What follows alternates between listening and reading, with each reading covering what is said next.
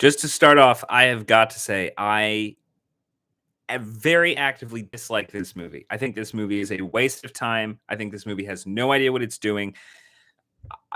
I would honestly question anyone that watches this movie and then comes away feeling like it is either great, good, or has something worth discussing. I really don't think there is anything in Men that is worth your time. I definitely think there's something going on. I think that if people watch it and enjoy it, they are going to continue to talk about it as if it is worth dissecting and reviewing. And I'm sure there is something going on. I'm sure if you sat down with Alex Garland, he would say, there's something going on. There's something we need to discuss. There's something really that, I am wanting to get out and work with and everything. But I've got to say, I do not care. And this is coming from someone who loves weird movies. I love weird movies. I just went like 2 months ago and I saw a screening in a theater of Inland Empire, the David Lynch movie, the 3 hour long experimental film. Like that movie is going to test your patience more than most of the things. This is a 90-minute movie, which by the time it was over, felt like it was going on for 2 hours too long. It is ridiculously stupid. It is a waste of time. So, okay, to get into this, Alex Garland, who is a fantastic creative. He's a great novelist. He's a great writer. He's a great screenwriter. He's a great director. He started as a novelist. He went through things. He created the screenplay for The Beach. He then goes on to do the screenplay for 28 Days Later. 28 Days Later, one of the scariest movies of the last 25 years. You then go on, and this is all collaborating with Danny Boyle.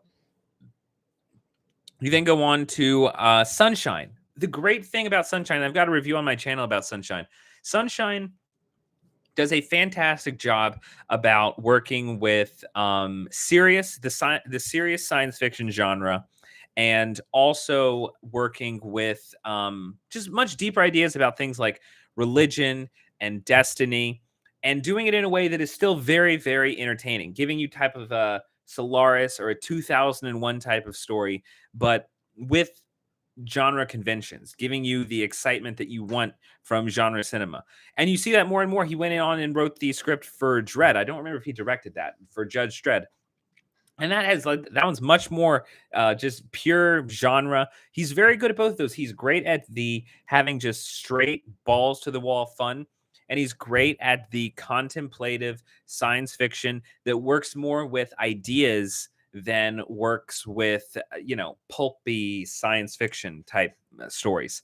And then he really goes all on his own with Ex Machina, which does a great job of straddling the horror elements with the sci-fi elements, really pushing the sci-fi more than the horror, but pushing the sci-fi so much that whenever the horror happens, it feels more innovative than most of other things that we've seen. It feels like an Arthur C. Clarke type story that we don't get a lot from science fiction. And that's when you got all of those allusions to Kubrick. Everyone was saying that this is this new, or it's this vintage serious science fiction story that wants to play to the mainstream.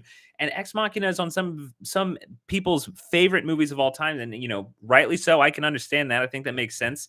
And then he went on to Annihilation, and I think he pushed people's patience with Annihilation, I would say, but I think that he was being true to his voice still, in a way that people that wanted to follow along with what he was doing, it still made sense, and it was still great. I really liked Annihilation. I think that's a movie that does very well with repeat viewing. I think that what it's saying about the ideas of evolution, about humanity, about what it means, what identity means, I think is very interesting. And it gets weird, it gets strange, but it does the same thing. While it gets weirder and stranger, it does what Ex Machina did, that it has its sci-fi roots that kind of pulse with this horror feeling. And the sci-fi roots is the thing that really keeps it grounded. And then he came out with Devs, which came out right before the lockdowns happened. Devs came out. So I was like all in on Devs when it happened. And Devs is much more, not so much horror, but it's much more sci-fi, much more serious sci-fi, contemplative sci-fi. Of everything he's done, I think Devs might be the best thing. Like he's dealing, like, Devs is full on about humans' relationship with the concept of free will. And he tells that story in a way that is exciting and feels true to an individual's voice. I think that the Devs is probably the best thing that he's done. And while it doesn't so much go into horror, Devs much more takes a serious subject to its logical conclusion in a way that feels more disturbing every now and then. So it's not as much horror. Like it, there's clearly stuff that Alex Garland does that is. It seems like he doesn't make a lot of concessions. He does whatever the fuck he wants to do, and I respect the hell out of that.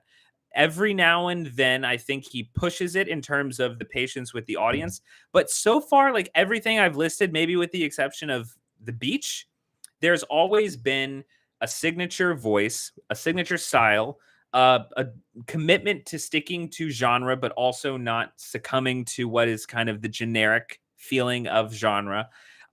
That's what makes him so exciting. All of that is what makes him very exciting.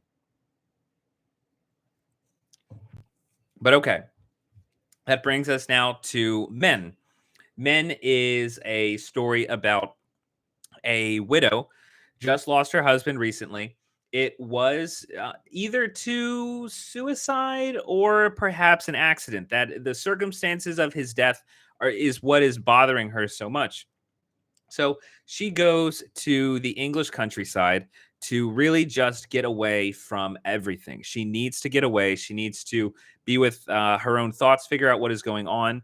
And for the first for the first third of the movie, you see a lot of the things that we've come to expect from Alex Garland's work.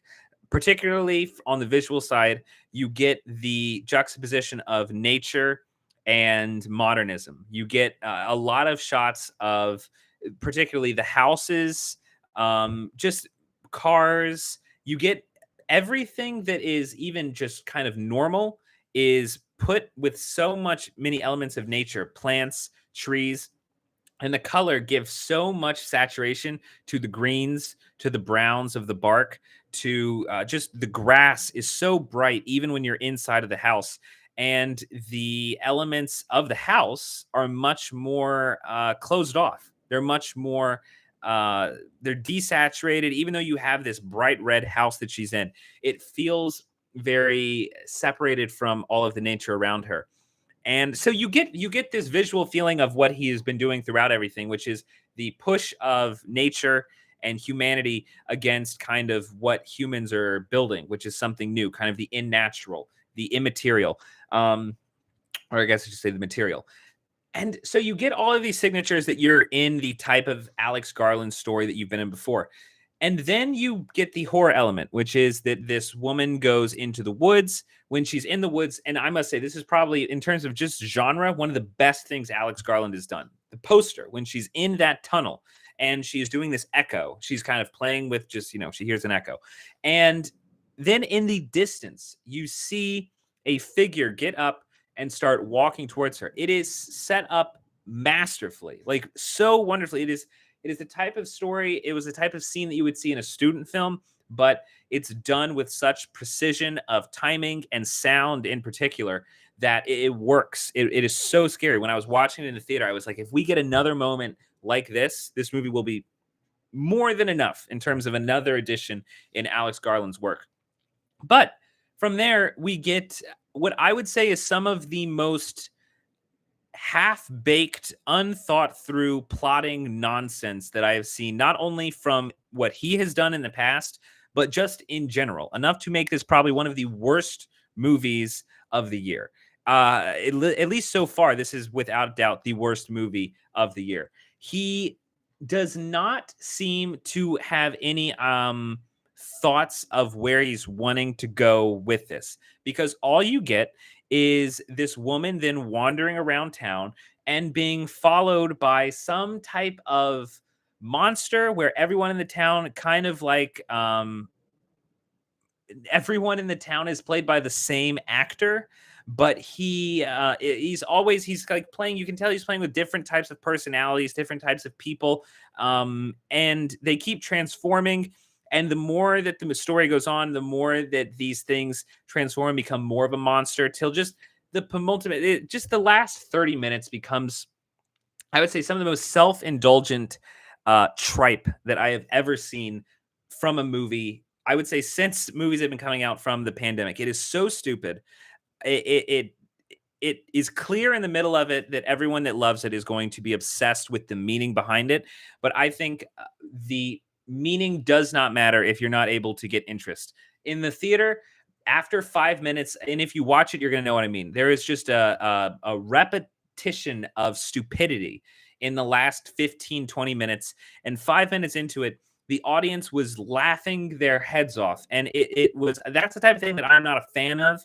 I feel like unless it's, laughs or scares or something like that, like keep everything to yourself as much as possible. But I just could not stand what felt like some of the most self-indulgent, philosophical gobbledygook nothingness that this movie was doing. It did not, there was, it felt like there was, I would have rather there not been a point to it, but you can feel that the movie is making a point. It's trying to make a point with everything that it's saying. And and I have no problem with the point it's trying to make. I have a problem with the movie being so stupid that I don't care about the point. I really do not care about the point. It feels like a waste of my time. So I really think that this movie should fail. I think that this should be one of those movies. I would compare it to Wes Anderson with Steve Zissou.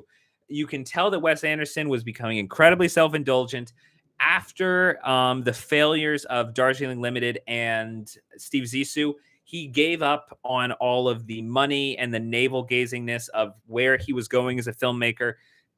And he turned around, really went back to his roots in terms of what people were wanting from him when he was doing so well. I'm not saying that that Alex Garland needs to pander. I'm saying that what he's doing now is becoming very self-indulgent. And I really hope he does not continue in this vein of filmmaking. The Hobbit says, I felt like that when I saw Memoria. The filmmaker who made Memoria, I haven't seen Memoria yet. That filmmaker, he seems to do the same type of thing. I'm nervous about seeing that movie. I do want to see that movie. But that filmmaker does seem like he tests. I love whenever a movie tests my patience. I've seen Bellatar's movies, and every now and then I love what he does because you kind of are put into a bit of a trance. Even when a filmmaker goes very self-indulgent, you can watch their stuff and you can kind of see what they're doing and be like, okay, that was cool. I enjoyed it. But sometimes they get so full of themselves that it feels like such a waste of time. It feels like such a waste of time. And this felt like a huge waste of time. So let me know your thoughts on it. Let me know if you saw it. What did you think? And yeah, that's it for Men. It's a waste of time. I would say if you really want to watch it, but leave a comment below when you do. All right. Well, thank you very much for watching, and be sure to subscribe for future updates on reviews and movie news.